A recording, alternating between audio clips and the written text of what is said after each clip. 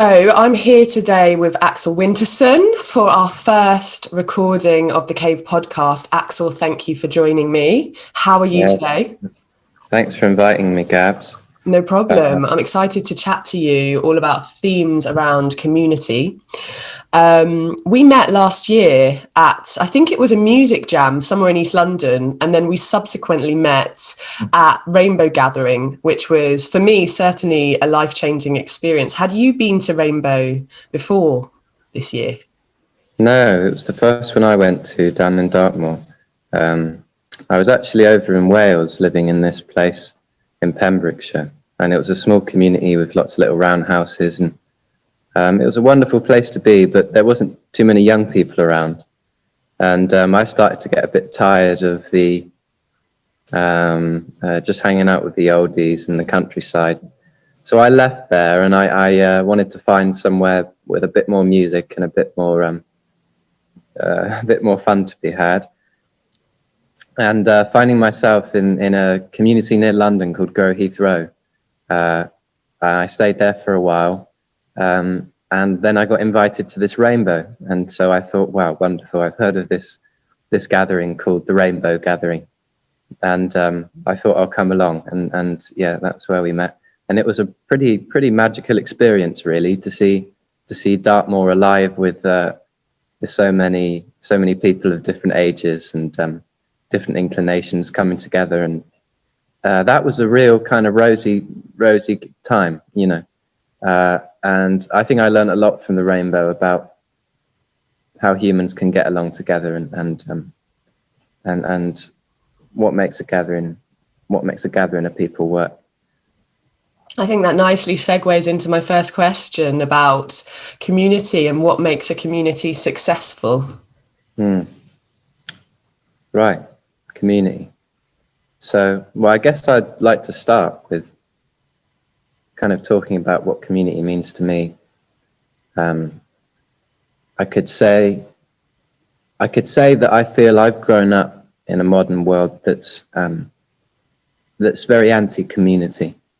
I could say even it's pseudo community. There's I would say a superficial shimmering of the kind of group bond that has been an integral part of our ancestors' lives, segmented our natural wanting to come into community and to come into a tribal sense of belonging. And so for me, I'm very interested in community, not as a superficial sense of meeting once a week and then getting on with our lives. I mean community in the sense of coming together and truly living together. So, and there are many human beings on the planet who are trying to do this in different ways. The way that interests me particularly is ways that are attempting to live in a very different way on planet Earth. So eco-villages, communes. There was a big hit of this, started in the 60s, 70s in America, and kind of spread around the world, in particularly in Germany and Spain and parts of Britain. Places like Teepee Valley in Wales popped up, and that legacy is continuing. And I would say we're currently experiencing a revival of a community ethic and of a wanting of people to return back to, I would say, a more harmonic and simple and integrated way of relating to the natural world, to the means by which we feed ourselves and shelter ourselves, and the means by which we live together. Now, you asked what makes a community successful. I would say it's fairly universal with that communities are able to grow their own food and build their own shelter. And there are lots of very exciting and beautiful ways that these simplicities of life, these essentials of life, are being rethought or perhaps remembered. I would say the primary difficulty we're facing in terms of refinding community successfully at the moment is to do with human relationships, and I would say integral in that problem, integral in that issue is an issue of human consciousness and the male ego. So you could say they're different problems, human consciousness and human relationships, but they go hand in hand, really.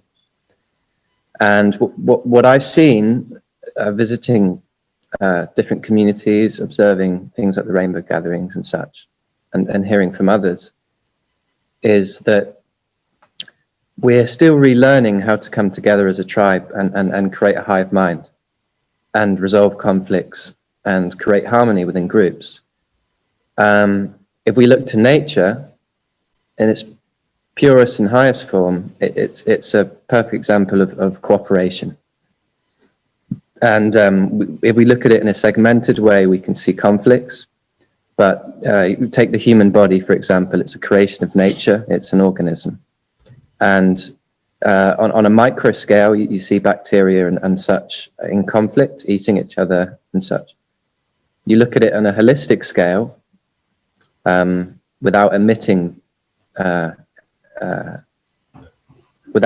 the bigger picture for focus on details, you see actually a completely symbiotic and cooperative organism. Everything works together. It's the same in a climax forest in the jungle. In fact, what's an interesting phenomena is that throughout the succession of an ecology, so for example, from a young forest to a fully climaxed ancient forest, the ratio of competition to cooperation steadily increases in favor of cooperation. So when we see a fully matured natural ecology that reaches a kind of a point of stable state, meaning there's no more succession going on, it continuously is changing and morphing, but it's fully climaxed as such. In ecological terms, we're looking at a system which is entirely based on cooperation. And my belief is that our traditional societies and our ancestral ways of living were inherently integrated in this, I would say on a human level, this attitude and this way of understanding ourselves in relation to our environment. Now, the reason that I think that this problem is inherently a problem of consciousness is because really this attitude of being in cooperation is you could see it as a product of unity consciousness, of a way of experiencing ourselves as not separate from the world around us. The natural result of this is the only sane way is to cooperate. Anything else is insane. To be in a state of conflict and violence with your fellow human beings or with your environment is inherently insane. So we're having this problem of how can we regain our inherent wisdom, and how can we return to a more rational and unifying way of seeing ourselves and experiencing ourselves, and therefore coming into a state of total harmony and cooperation. Beautifully said. What inspires you of the future, or in the future of communities such as the Cave? What inspires you about the future?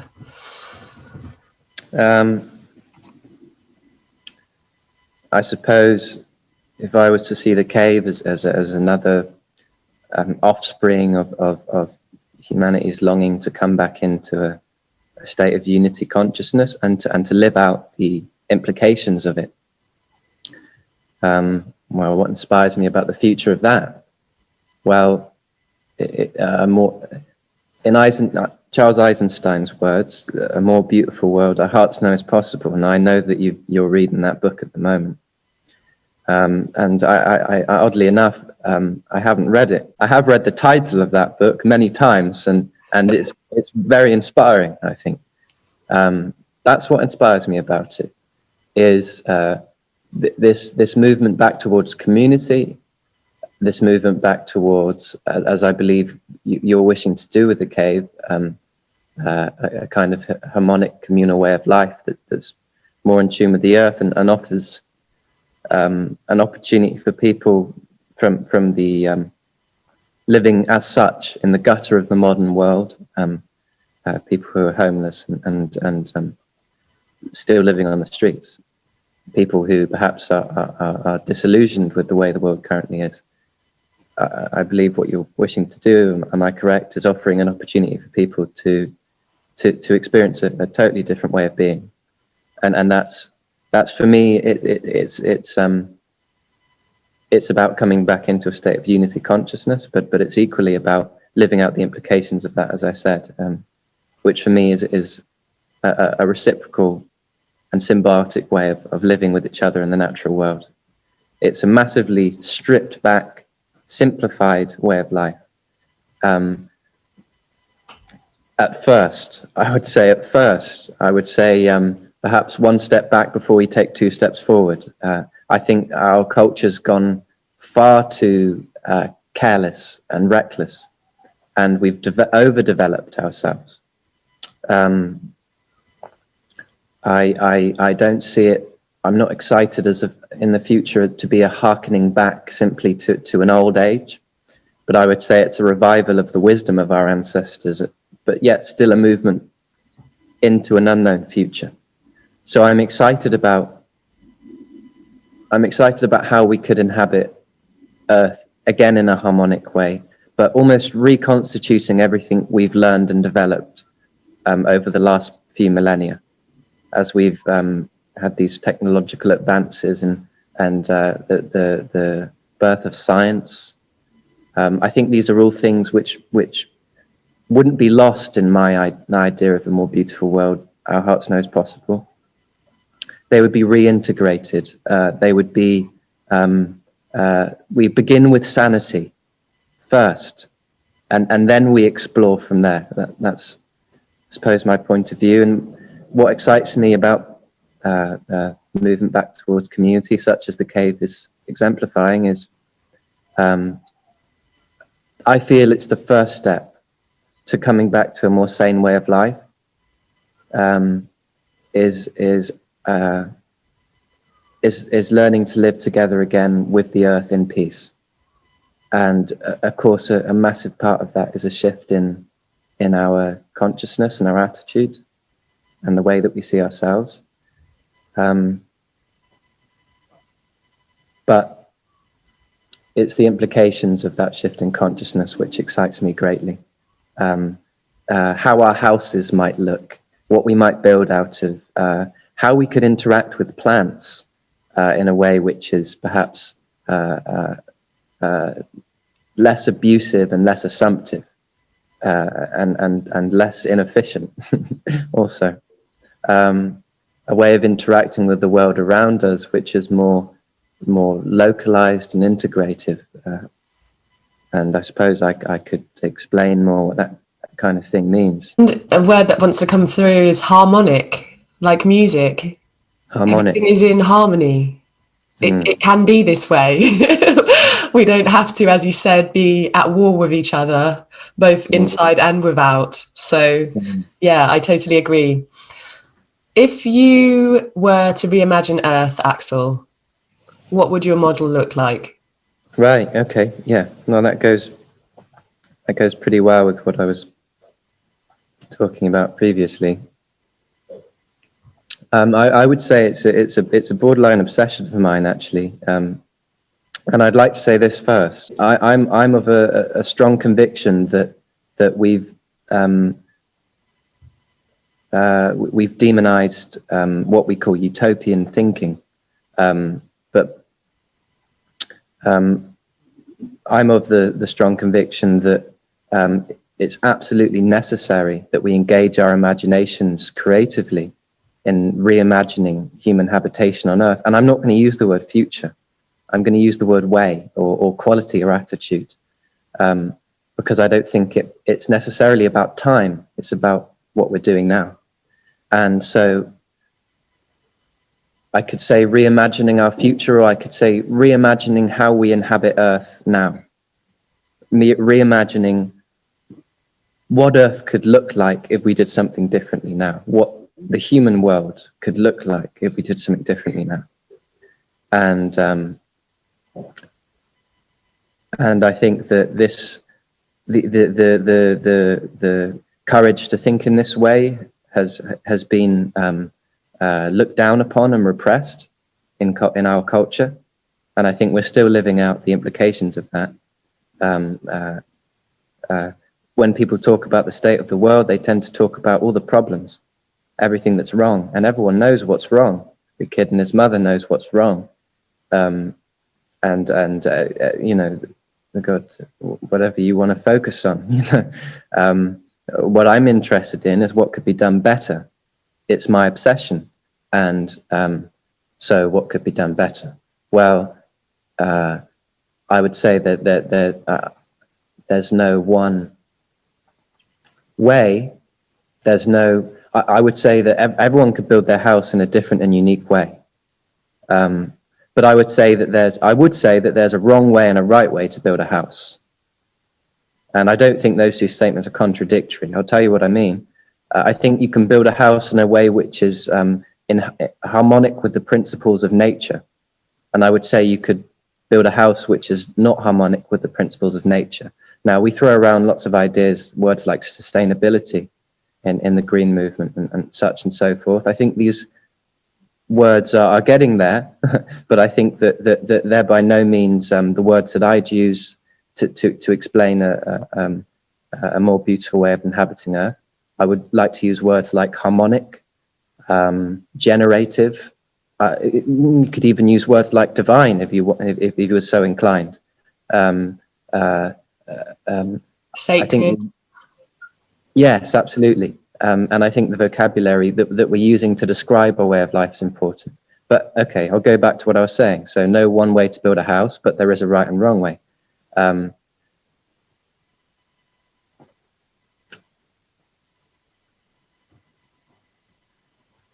I'm interested particularly in using natural materials. By that I mean materials that haven't been chemically or synthetically processed in everything we make.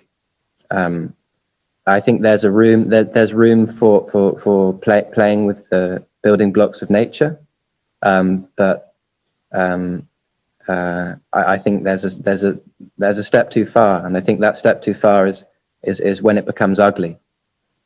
So we often tack on aesthetics at the end of our list of priority when we're talking about the practicalities of life and how we're living on Earth. It's like, oh, and if it's beautiful too, that's great. No, I think we should change that. I think beauty is a primary ethic for me, because I think beauty is it's a way of looking that connects us directly to our inner sense of what feels good and what doesn't quite feel good. To tactile, how something feels. I like materials that feel good to me. There are materials that definitely don't feel good to me. False leather and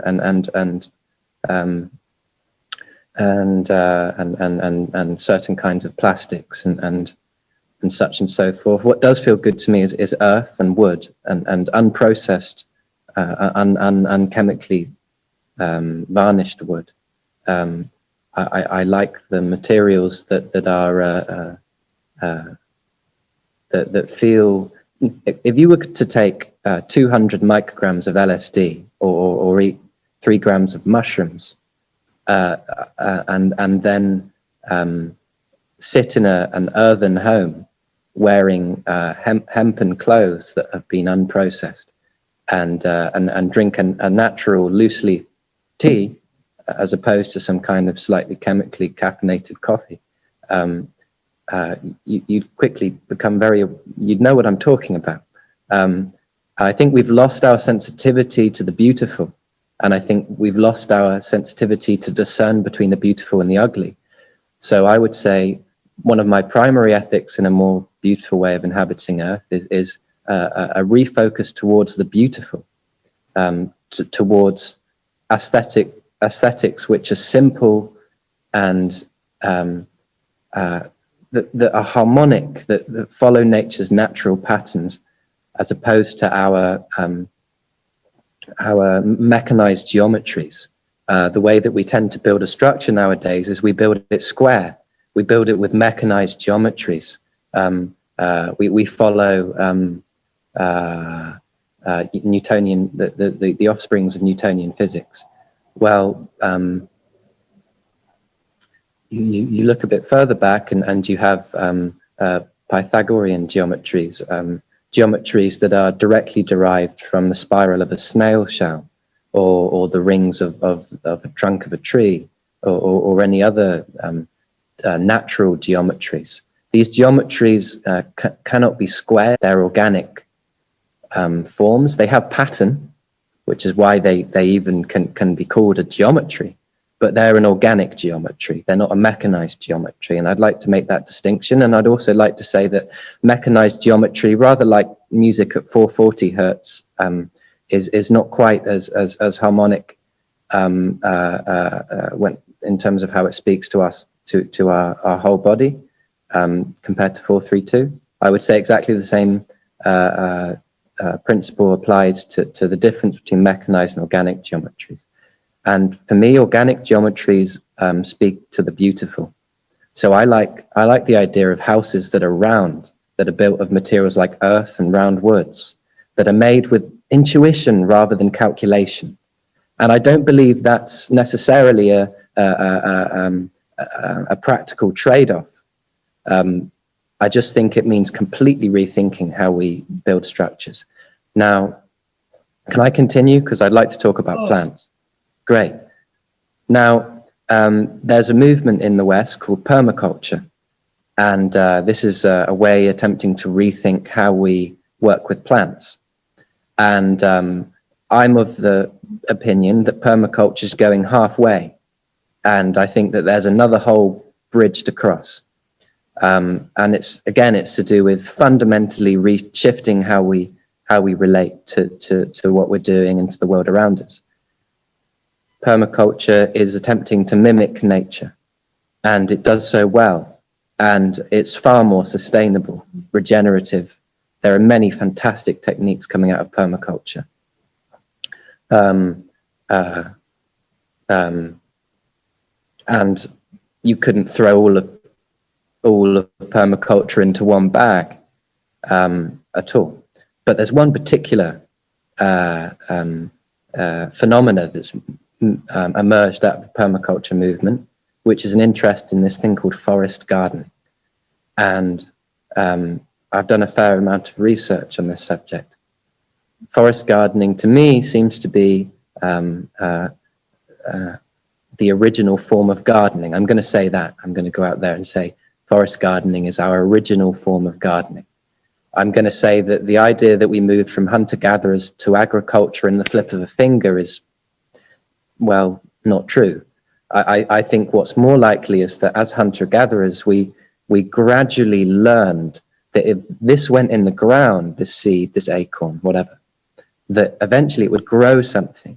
And that if we picked the seeds that came from the plants that we particularly liked, that had good food or a particular utilization or effect that we enjoyed, and if we planted it somewhere that we know we could come back to later, that soon that plant would be growing there. And I don't think what we would have done then, as we realized that as hunter-gatherers, is gone, so you see all that jungle, let's cut it all down and plant 1,000 corn.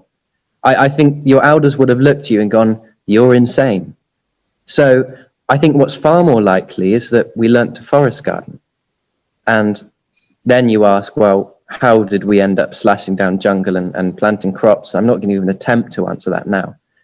But I'm going to stick to the point I was trying to make. I think forest gardening is the natural way of living in symbiosis with the plant world. Now, for me, that's fundamental, the word symbiosis. And I'll include in it the word reciprocity, which we've mentioned previously. It's all good to mimic the principles of nature, but I think when you're still planting in rows when you're still planting one thing after the other that's the same species, when you're clearing ground just to plant the crops that only you need, when you're still thinking about it from a point of view of separation, from a point of view of a human-centric wish to utilize the plant world, I think you're limiting yourself. Forest gardening interests me because it's a way of interacting with the plant world which is based off of an attitude of reciprocity and a respect for the plant world. On Charles Eisenstein's book, and I'm currently reading it, and in it he talks about a Mayan bread nut. And this is a crop that is kind of fully self-sufficient, and it grows so much more powerfully than corn.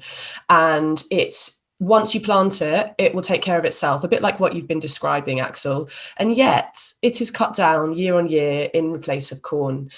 And so how can we change the mindset of a system to show them that actually we've been doing it wrong, guys? We've been focusing and narrowing our focus on these kind of ways of generating income that we think are serving the planet, whereas actually they could probably generate more revenue for themselves, farmers, agriculture, but actually be serving the planet in some way. And this comes from a knowledge that I found this year watching a documentary, which the name of it escapes me, but I can put it in the post of the podcast after, where, a bit like what you're describing, we've got grass and we don't use that on the land to kind of put back into the land. It's these deserts that are being created from mass farming that are causing so much toxicity in the air, whereas grass literally pulls like the carbon dioxide down into the earth. And these, I've never heard of a Mayan bread nut. I don't know if you have. And that's the problem. It's the same with hemp. It's like these plants are so hardy and so incredible and provide us with so much. And yet we're focusing on what we've already been doing for so many years. Mm. Yeah, and that's a perfect example of our extreme narrow-mindedness when it comes to the field of agriculture and well, agriculture, how we relate to plants and how we relate to the natural world. Not only are our ways ugly, not only are our ways unsustainable, not only are our ways small-minded, they're also inefficient. They're also far less effective and intelligent than it could be.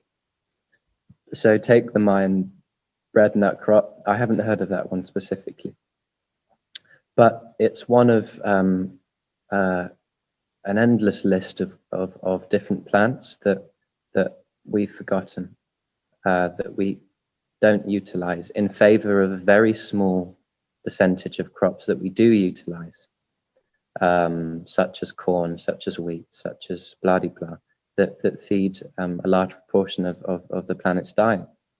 Not only do we sacrifice the health of the soil, we also sacrifice the nutritional value of the foods we're eating. We also sacrifice our own health. All of this in the favor of one priority, which is crop efficiency and market value. It's easier for a farmer to plow a whole 3-acre field and just stuff it with corn because he knows he'll get money for it. He knows what he'll get for it. He knows where he'll sell it to. But he makes a gigantic number of sacrifices with that kind of attitude. Now, as I was saying before about forest gardening, there's a way of interacting with plants which mimics natural ecosystems. I would say even creates natural ecosystems. Natural as in it's not done unharmonically with nature, it's done harmonically.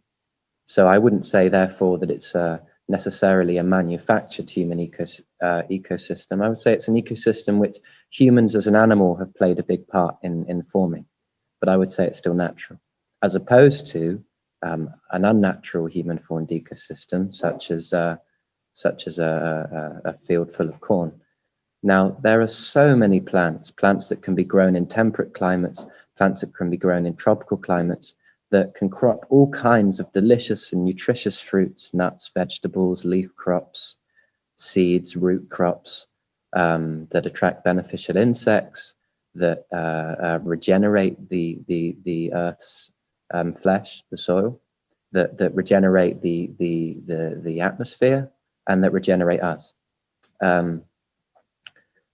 This is a way of interacting with the plant world which is pro-symbiotic, which gives to life, which is generative, which revives the planet's ecosystems, and would easily provide our needs far more beautifully, far more easily, and far more effectively. Now, the only question that you're led to there is, you know, why the hell are we doing it so madly? Well, I would say, you know, that's no different a question than you would ask about any other facet of modern society that I would say is equally as short-sighted and corrupt. So, well, what are we interested in? We're interested in ways of doing things which are simpler, which are far more beautiful, and which are far more effective. And I think that there's no shortage of that. What is the first step in improving our current situation? What would be the first thing that you do? I'm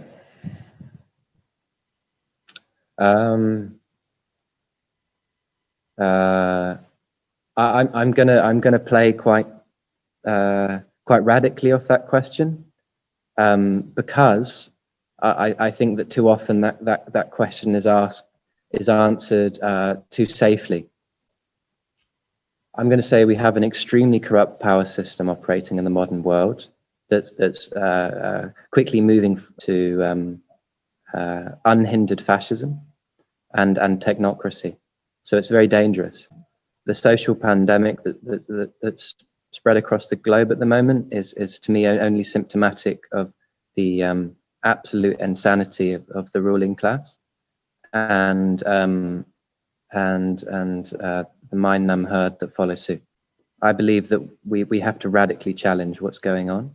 So what I'm going to say that is best to do is completely ignore the modern world and the way the modern world is working. I would say the first practical thing to do is to stimulate networks of off-grid communities that trade information and goods that are completely unreliant on the grid, on modern agriculture and on the modern economy. So what I'm suggesting, there are many off-grid communities going on all over the planet. And what I would like to see, and I do believe it's possible, to learn better to network together, to create a mycelium web of completely alternative, and I mean counterculture, not just as a social and intellectual movement, but also as a physical on the ground movement that produces its own food, that builds its own structures, that meets its own essential physical needs. For me, that's the backdrop of any possibility we have of actually showing the rest of the world that it's possible to live differently. I don't believe in a political revolution. I don't believe in attempting to fight what I see essentially as a sinking ship.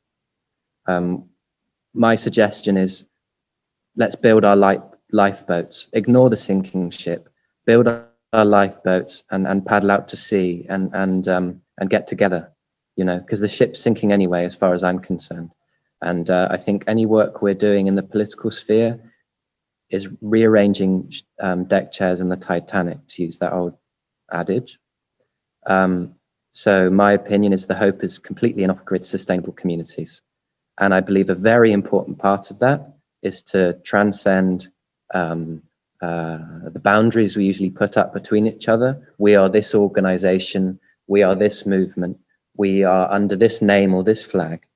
And to say any human beings who are willing to completely usurp the current status quo who do not want to be part of the modern economy and the modern way of life and the modern way of thinking, and who want to revolutionize how we inhabit Earth now, I would suggest the thing to do is to find land to, I would, I would say grow forest gardens, but maybe I'm biased, but maybe I'm not, you know, maybe perennial polycultures is the way forward. I think it is.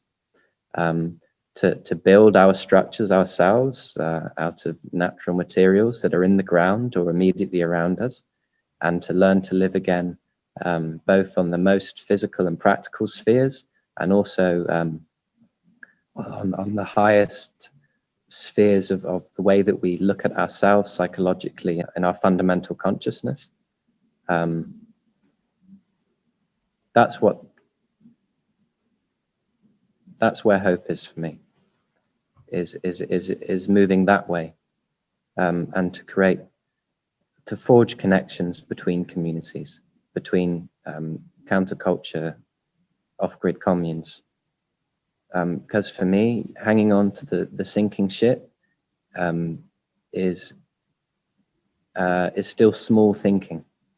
I think we have to be brave enough to cut the umbilical cord and to say, we're going out alone on this, and we're done pandering to this game. We don't need your appliances. We're going to make our own. We'll salvage, but we're not a part of that world anymore. And we're willing to go out on a limb and say, we're going to experiment with more beautiful ways of inhabiting Earth, and we're going to do it immediately. And that's the way that I want to live my life, and that's my hope in the future. For me, I feel that I want to make this new world accessible for others who maybe haven't been exposed to it. Growing up in cities like London, only really discovering this new way of living myself, I feel very passionate about bridging the two. And so it's not to throw out the baby with the bathwater for me. It's come this way, come this way. Come on, come and have a look over here. And that's what I believe is going to be the most harmonic. It's not death to the old. The old isn't working. If anyone really looks at it closely or feels what's happening, whatever your level of consciousness is there within our cells, we can feel something's not right, and that this world, this system isn't fully operating in a virtuous way. It's not helping everyone, and so it can't be right. But I also think that there's good people there, and there's good things to take from it. It's not to reject it all, because it's got us to this point, so there's been some good there, and that's the middle ground, I guess, that I want to just throw into the ring.